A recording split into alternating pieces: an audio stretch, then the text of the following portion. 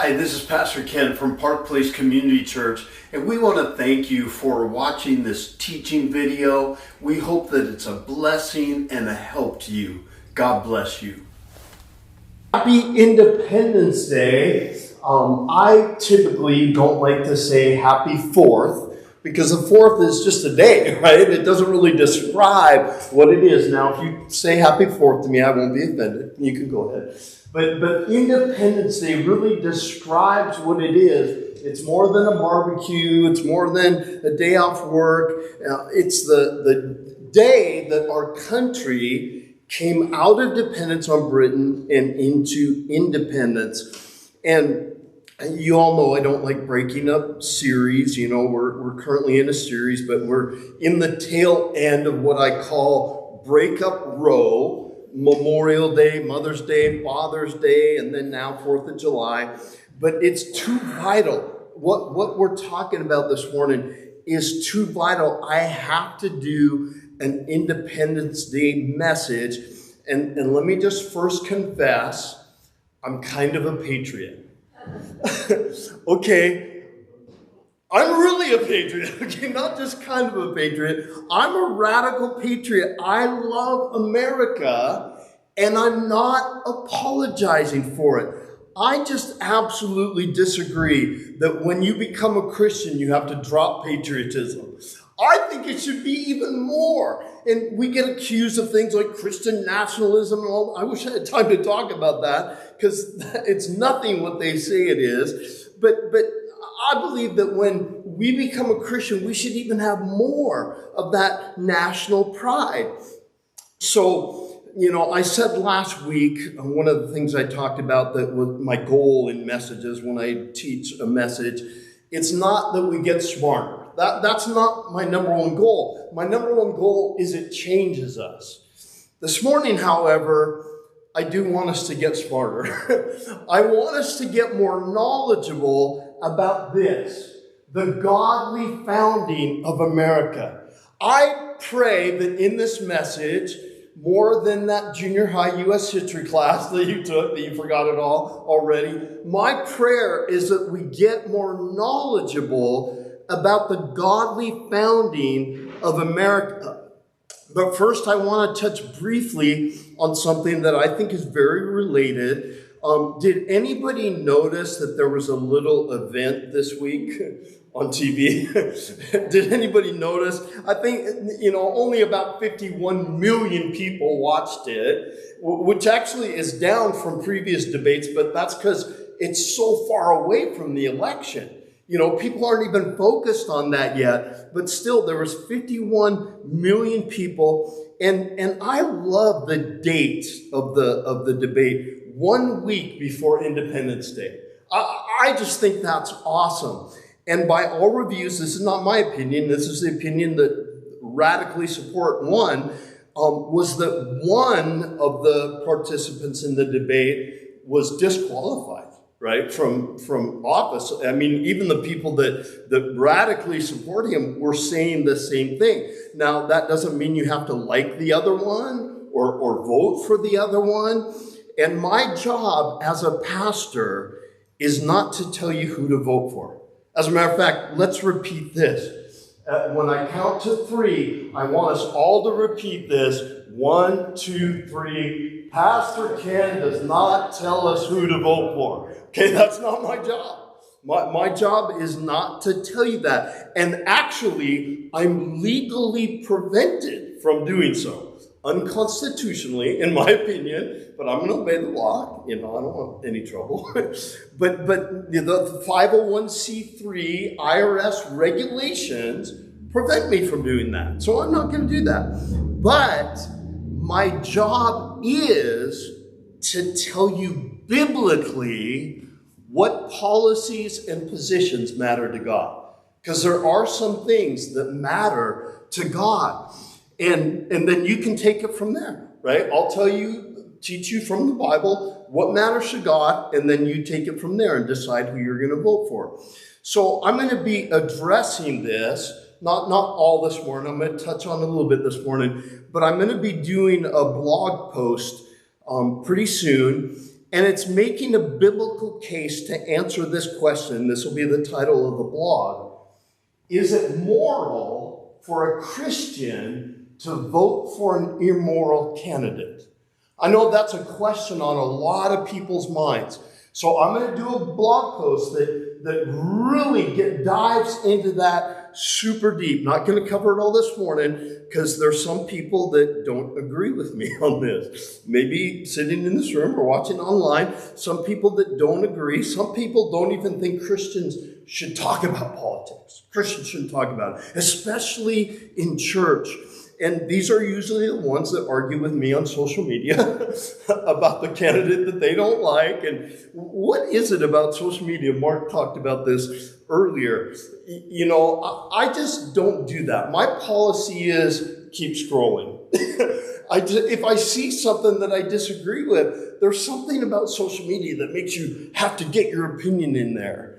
I don't have time for that. So I just keep scrolling. But some people, they do that. And just to let you know, if you do that to me on social media, you will get pushed back. If you start an argument with me, you're probably going to get pushed back on that. And again, some people don't even think you should talk about politics in church. But here's my philosophy on that. And that thinking usually comes from a profound misunderstanding of the separation of church and state. Super big misunderstanding of that. But my rule is, if it affects your life, it's fair game to talk about in church. If it affects your life, it's fair game to talk about it. I remember when you couldn't talk about marriage and especially sex in church. It was too private. Can't talk about that. Well, how's that working for us? Divorce rate at 50%, sexual messed up, because we chose to not talk about it in church. So I think we need to talk about things that affect our lives. So I'm going to give you just a little preview this morning that hopefully will make you want to read the blog.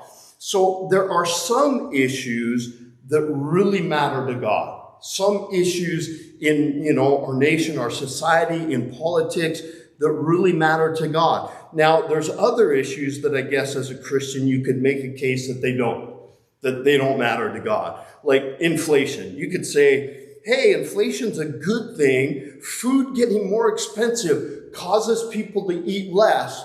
So it's battling gluttony.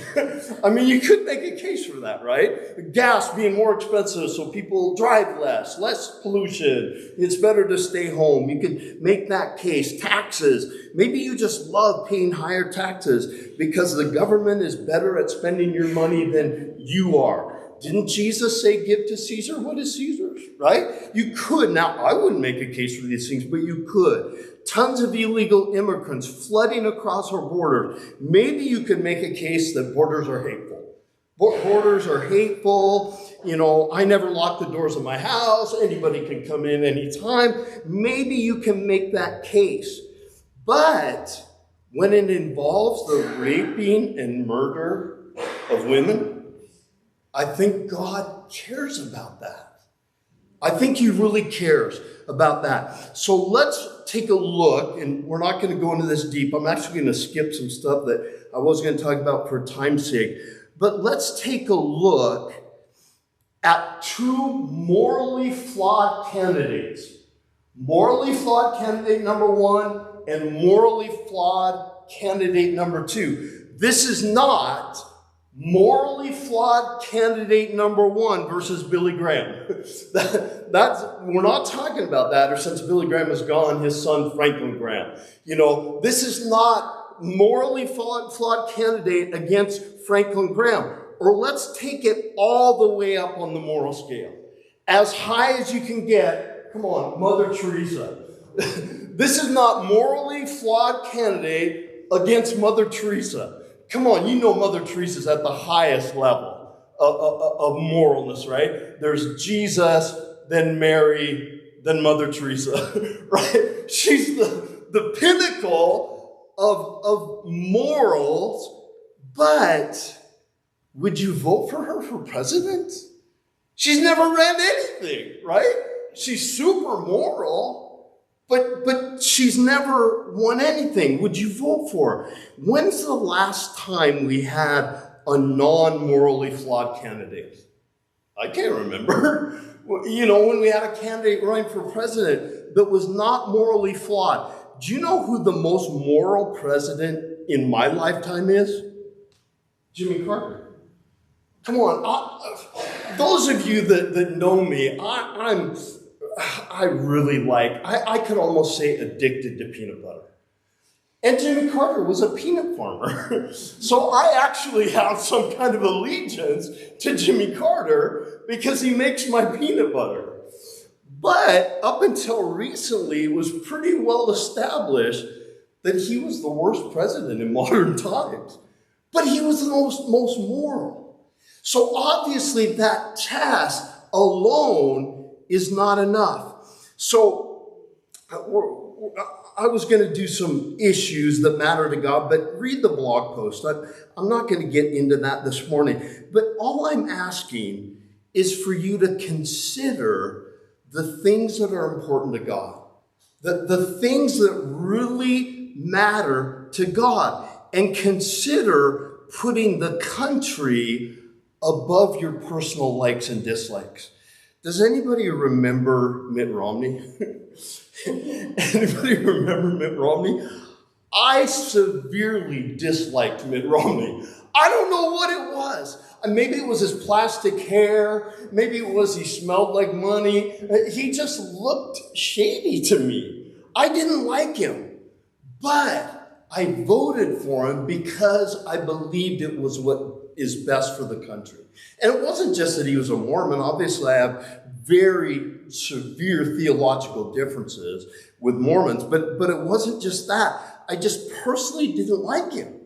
But he was the best choice, in my opinion, for what is important to God. And I think we need to make decisions based on that. And we have biblical precedents for this. Who was the greatest king of Israel?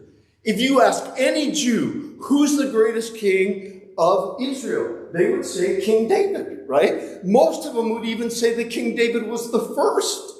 Even though Saul actually was the first king, David was so spectacular. Oftentimes they'll say that he was the first king. But he was the greatest king. Now notice I'm just using a headshot because David was naked in that statue. So I'm just using the headshot. But King David has a crazy top 10 list, right? Of things that he has done. Crazy top 10 list. He, fought the bear and the lion to protect his father's sheep. He was a man of war. He defeated the enemies. He set the stage. He didn't actually rebuild the temple, but he set the stage for his son to rebuild the temple.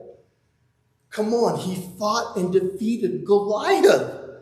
I mean, David did some crazy stuff. He has a crazy top 10. But do you know what one of the top 10 is? Maybe top 5? He had an adulterous affair with Bathsheba. And he arranged for the murder of her husband. David, the greatest king in the history of Israel, was a morally flawed person. I think sometimes by our standards, David couldn't even have been king because he was morally flawed. And this is not saying that because King David did it, it's okay to commit adultery. It's not. It's wrong. But he was a morally flawed person, but still was the greatest king of Israel. So, okay, hopefully you'll read the blog. Is anybody going to read the blog? Okay, hopefully you'll read the blog post.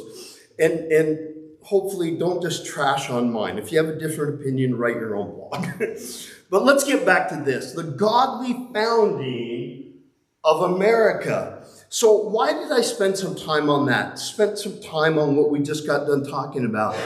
It's because who we elect as leader keeps us closer to the godly founding of America or takes us farther away.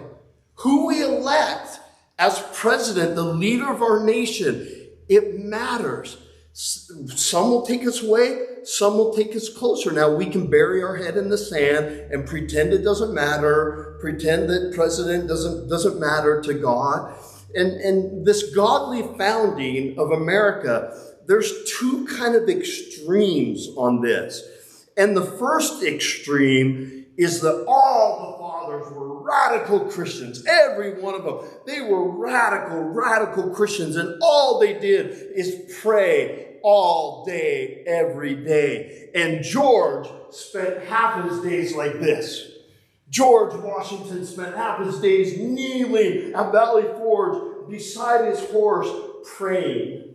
Now, if you study George Washington at all, you know this is a great painting, right? But in all likelihood, this probably did not happen. If you really study George Washington, he was a very private person. He would freak out over this picture because he didn't want anything to draw attention to him. He probably would not do that, but definitely would not like a picture about it.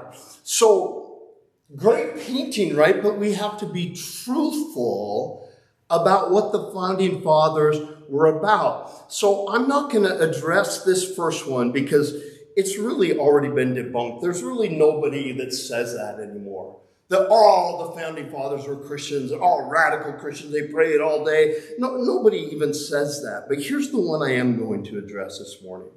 The other extreme is that none of the founders were Christians and they had no active relationship with God. Do you know what? This is very popular, actually. And there's book after book after book. This is just a few of them that are written claiming this. That there's none of the founders were Christians. None of them had an active relationship with God. A lot of these books state that at best, the founders were deists, and what a deist believes in God. A deist believes that God was involved in creation, God created us, and that God will eventually judge us at the end, but in the middle he's not really involved. He just kind of got the ball rolling, and he took a step back, and at the end he'll judge.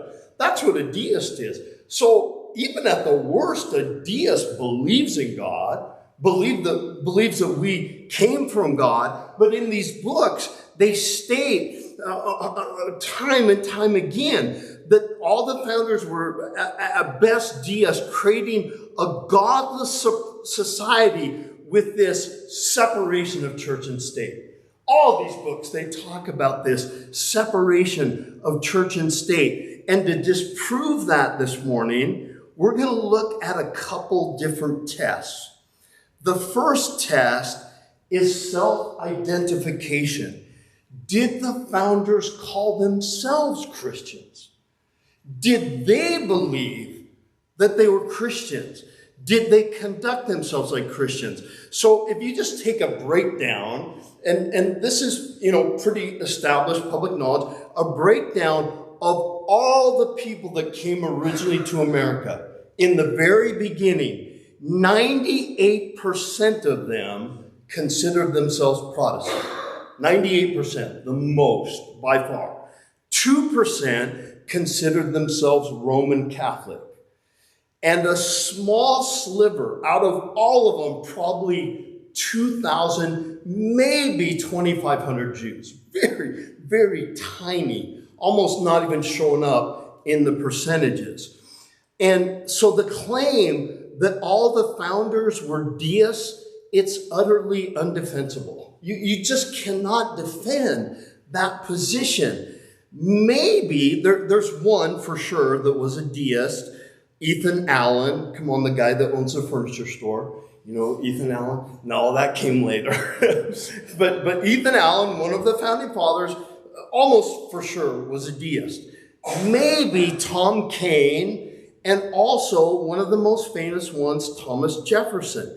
Thomas Jefferson, at certain times when you read his writings, sounds like a deist. But other times when you read his writing, he sounds like a radical Christian that loves God and has an active relationship with God. So he kind of bounced back and forth. It's hard to pin him down. So even if they were deists, they still believed in God. They still believed that we came from God. And the second test that we're going to look at is Christian influence. How much did their Christianity affect their lives, affect what they did? And to me, this is the easier one to see. How many of you know it's very difficult to judge someone's heart? It's very difficult to know really what they are. It's much easier to see their actions, to see what they do. So that's what we're going to be spending the most time on this morning. So let's start out with the founding documents. I love that picture. Don't you love that picture? The founding documents of our nation. They work together, but they're separate in function. And we have to understand the purpose of both. So the two there are the Declaration of Independence and the Constitution. The Declaration of Independence was saying who we are. It was declaring this is who we are and this is what we are doing. That's what it was saying. The Constitution was saying this is how we're going to govern ourselves. So it's Independence Day, or close. It's our Independence Day service. So we're going to start with the Declaration of Independence, which is who we are and what we are doing. It was our announcement as a soon-to-be nation. It was our announcement to the world that we're leaving Great Britain. It was us saying, see you later. We're out of here. We're not under Britain's rule anymore. It was declaring our independence from the rule of Great Britain. And it made it very clear in the Declaration of Independence that we are a godly nation. Here's how it starts. We hold these truths to be self-evident that all men are created equal. That right there ended slavery. that statement right there, now it took a while, it took a long time, but that statement ended slavery. What they're talking about there is the Imago Dei, that we're all created in the image of God. I don't care what color you are, what gender you are, we are all created in the image of God. That creates an equality in all of us. So that all men are created equal, that they are endowed by who? Their Creator, with certain unalienable rights. So again, this language is kind of King James language, right? We don't really talk like this anymore. When it says that they were endowed, it said that they were given these rights by government? No, by their Creator. That we were given these certain and unalienable rights. Maybe you guys use that word every day. I don't use that word very often, right? Unalienable. It means that they cannot become alien. The rights are given to us and they cannot be taken away because they were given to us by God. So where did the rights come from? They come from God, not from government. And then it goes on, it says, that among these, not the only thing, but among these, gives us a top three: life, liberty, and the pursuit of happiness. Now, it's interesting that in the first phase of this document, in the first revision, it said life, liberty, and the ownership of property. See, to them, the pursuit of happiness meant the right to own property. Because in Europe, how many of you know the government owned all the property? And if you were lucky enough for them to let you live on the property, then you had to give them a certain percentage of whatever you created on the property because it was theirs. So the founders coming to America, they say, no, we're not going to have that system. We have the right to pursue happiness. We have the right to own property. And then it says that to secure these rights, the rights don't come from government, but to secure these rights, governments are instituted among men, deriving their just powers from the consent of the government. See, they were radically changing things. It's no longer government, then God, then the people. They were changing that all upside down. It's now God, and God gives people rights, and then the people grant the ability to secure those rights to government. Can you see how that is totally turned upside down from what it was previously? It goes on to say that whenever any forms of government become destructive of these ends, it is the right of the people to alter and abolish it. I could spend 10 more minutes on that, but I'm not going to. That's the first paragraph. So it starts talking about we get our rights from God. Here's the closing paragraph. And for the support of this declaration, with a firm reliance of the protection of divine providence. Now, we don't talk this way, right? We don't talk today in King James English. But do you know what divine providence meant? God. God. They were saying, with a firm reliance on the protection of God, we mutually pledge to each other our lives, our fortune, and our sacred honor. And you know the guys that were saying that signed it, they actually lost everything. They lost all their fortunes. A lot of them lost their lives to defend this declaration of independence. So God is referenced 3 times that you can actually see. There's other, kind of innuendos of God, but God is mentioned 3 times in the Declaration of Independence. So let's move on to the Constitution. The Constitution is written about how, as a nation, we're going to govern ourselves. That's what it is about. And come on, somebody, it was absolute genius. I mean, there's never been a governing document of a nation that even comes close to the U.S. Constitution. It was amazing. And one of the common attacks by these people that write all these books saying, none of the founders were Christians, one of the common attacks against the founders being Christians is that in the Constitution, it's very obvious that they weren't forming a Christian government. It was very obvious. You read the Constitution, it's very obvious that they were not forming a Christian government. Of course they weren't. I mean, of course they weren't. So much misunderstanding of this is not seeing this in the context of what was going on at the time. What was the number one reason they left England? I mean, we hear a lot about taxation, and of course all that stuff was important. But the number one reason that they left England, left the thumb of the king of England over them, was because the king told them how to worship God.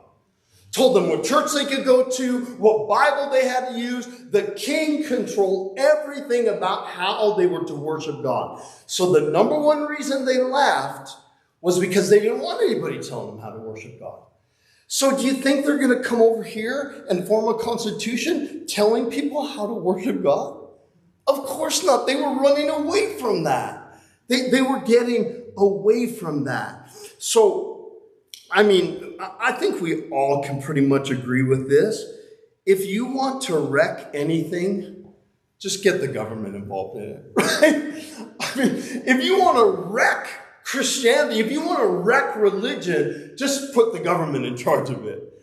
They didn't want that. They wanted the church to be free from the constraints of the state. So it does not mention God directly in the Constitution, but I believe one of the most brilliant parts of the way they set up our government is the 3 branches, right? I mean, It's amazing, these shared powers, that we have in these three branches. And James Madison is the one that came up with that idea. I wonder where he got it. He got it here. In Isaiah 33:22, it says, "This is because the Lord is our judge," judicial branch. "The Lord makes our laws," legislative branch. "The Lord is our king," the executive branch.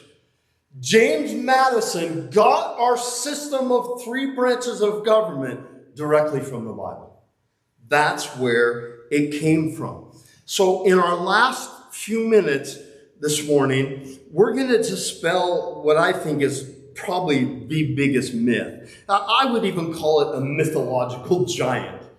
And that is the separation of church and state. So much misunderstanding about this. And I know there's going to be people that hear me talking that are not going to agree with me. I just ask for just the next 10 minutes. You set your personal bias aside and just consider this. So most everyone has heard of this, right? Everyone's heard of the separation of church and state. Very common saying. Was it in the Constitution? No. Nowhere to be found in any of our founding documents. This statement is literally nowhere to be found. Yet society is being forced by, I believe, government to believe this. And the founders didn't believe in this separation the way we know it today at all. They didn't believe in it. They believed that religion, and you guys know I'm not a fan of the word religion because in our day what it has become is a man-made thing. They're talking, when they say religion, they're talking about relationship with God. They're talking about having an active relationship with God. And they believe religion, especially those that are based on the Bible, played an integral role in shaping the morality of this nation. They were founders of a nation that they believed that morality played a central role.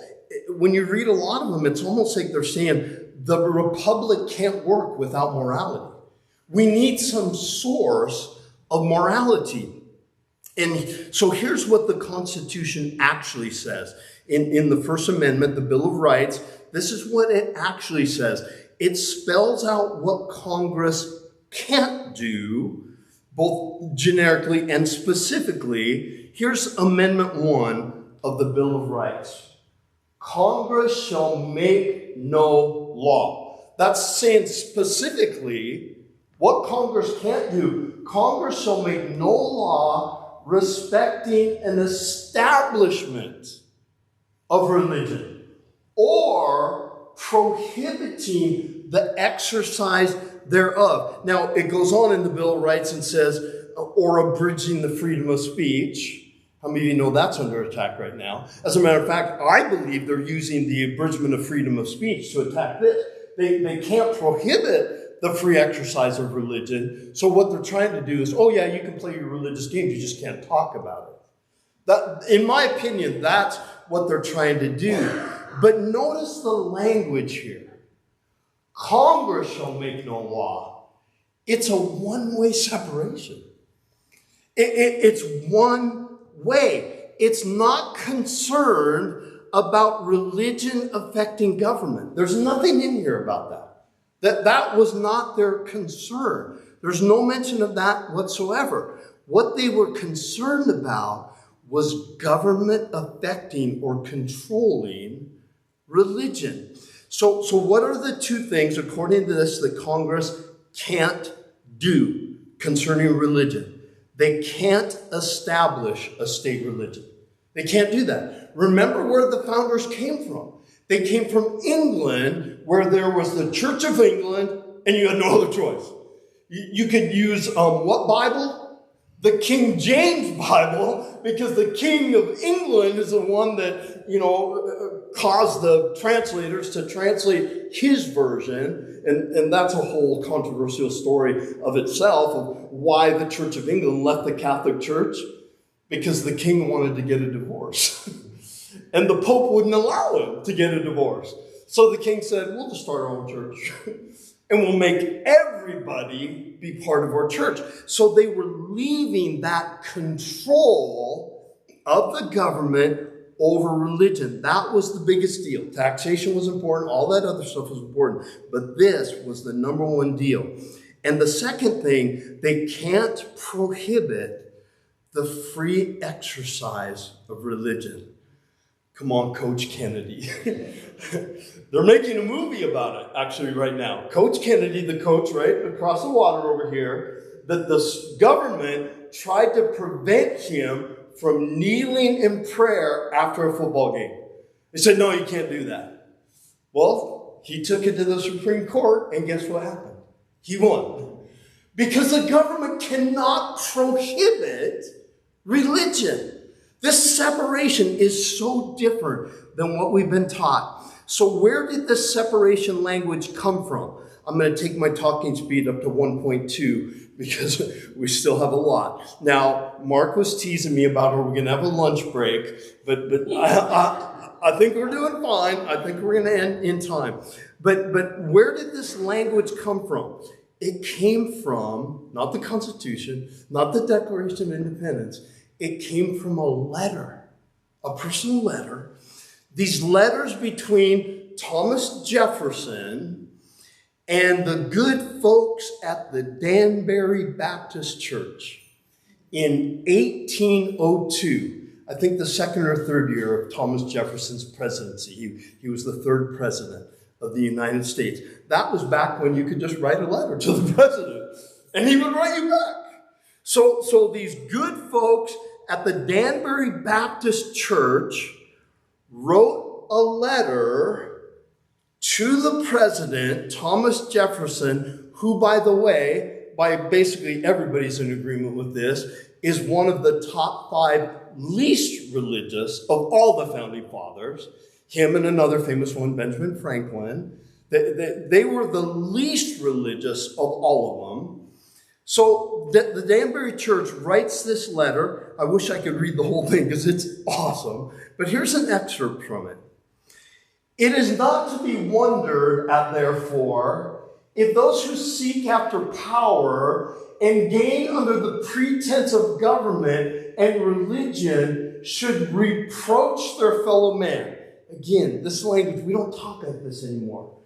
Should reproach their order magistrates, so that's government people that are, make the rules and the laws, as an enemy of religion, law, and good order, because he will not, dare not, assume the prerogatives of Jehovah and make laws to govern the kingdom of Christ.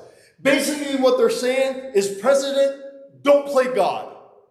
Don't play God. Don't make religious laws, religious rules over how we can worship God. They're saying, don't do that. Now, here's Thomas Jefferson's response. Again, I wish we could read the whole thing because it's awesome. He starts it out. Gentlemen, the affectionate sentiments of esteem and approbation that you are so good as to express towards me. If you read the whole letter they sent to him, they buttered him up in the beginning. I mean, they really said how wonderful he was and all these great things. And just a tip, good way to start a letter, right? So on behalf of the Danbury Baptist Association, give me the highest satisfaction. My duties dictate a faithful and zealous pursuit of the interest of my constituents. What's happened to that? He's saying my number one thing here is you guys. That's my number one thing. And in proportion as they are persuaded of my fidelity to those duties, the discharge of them becomes more and more pleasing. I love it when I can do things that help you. That's what the president is saying. What's happened to that? He goes on the next paragraph. Believing with you that religion is a matter, listen to this, which lies solely between man and his God, that he owes account to none other for his faith or worship, that the legitimate powers of government reach actions only and not opinions, I contemplate with the sovereign reverence that act. Now he's talking about something specific here.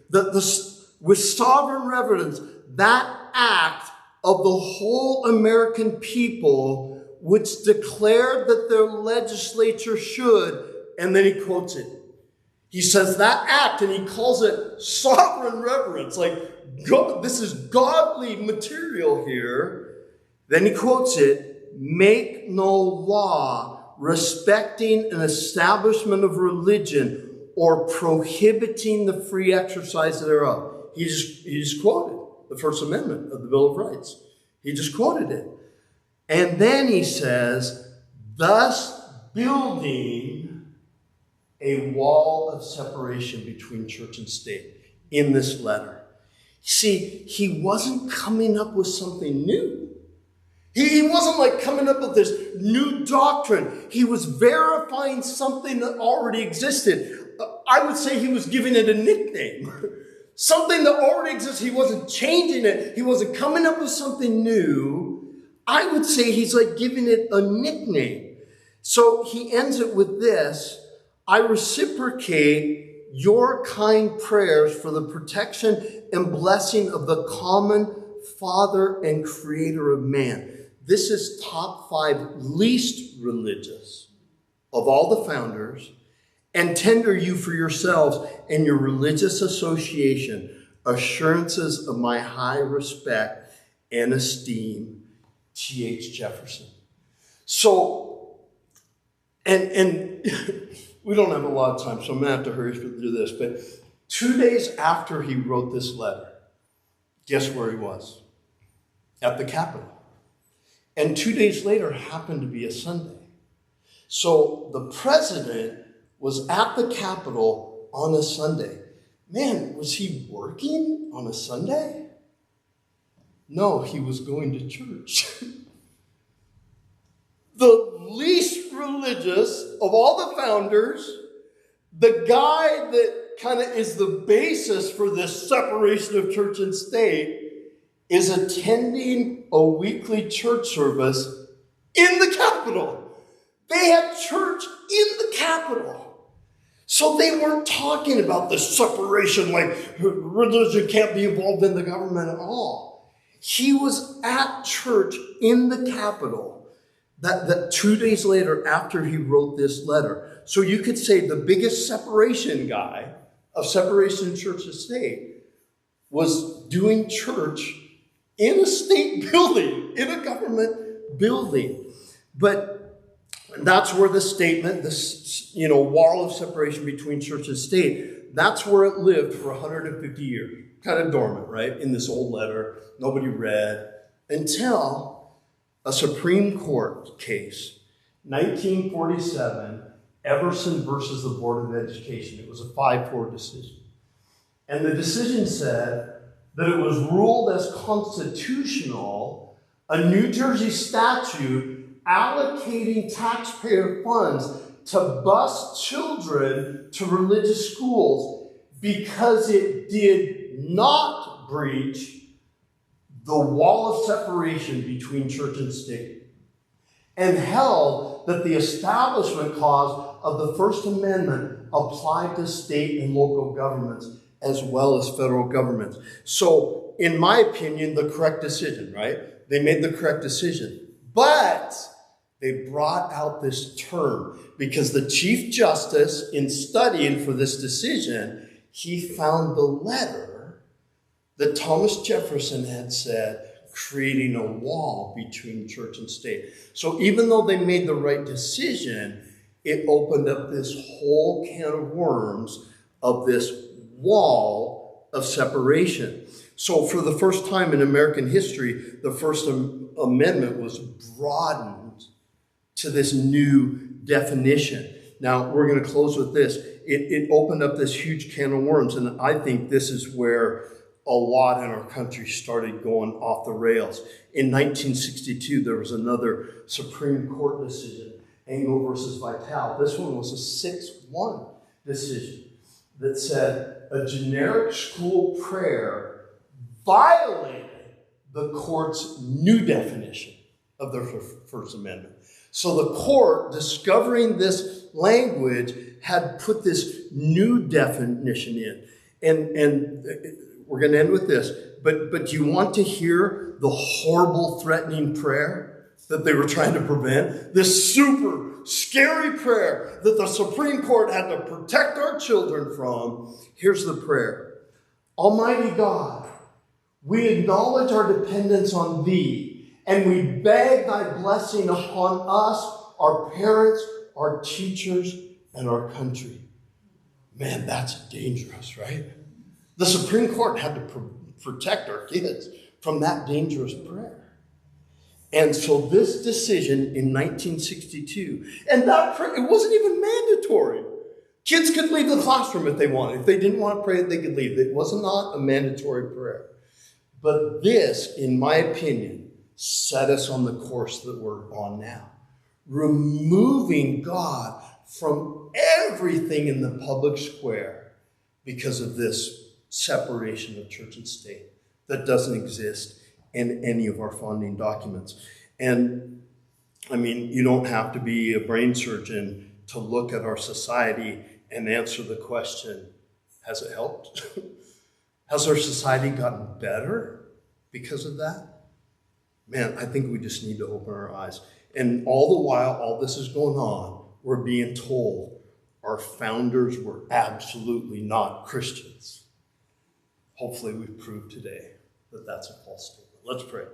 Father God, we're so thankful, God, for your word. God, we're thankful for the godly founding of our nation. God, we're so thankful that you were involved in the founders' lives and that we set up a system of government, not that says you have to be a Christian. The government doesn't control religion, but it sets up this freedom for us to do what you're calling us to do, God. And God, I pray that that never ends in this nation, that we're always free to exercise our right of worshiping God the way we choose. God, we thank you for it in Jesus' name. Amen. Now, I know that was a lot and probably slightly controversial. I'm asking you to not hate me. If you disagree with me, that's fine. But especially you online, don't email me and say bad stuff. After the service, we'll have a time of fellowship. We'll have these exact cups of coffee, right? Sean, you're going to be back there making the hearts, right? And they'll look exactly like that. So we can fellowship in the back in the fellowship room. God bless you guys. Have a great day and have a great Independence Day. God bless you.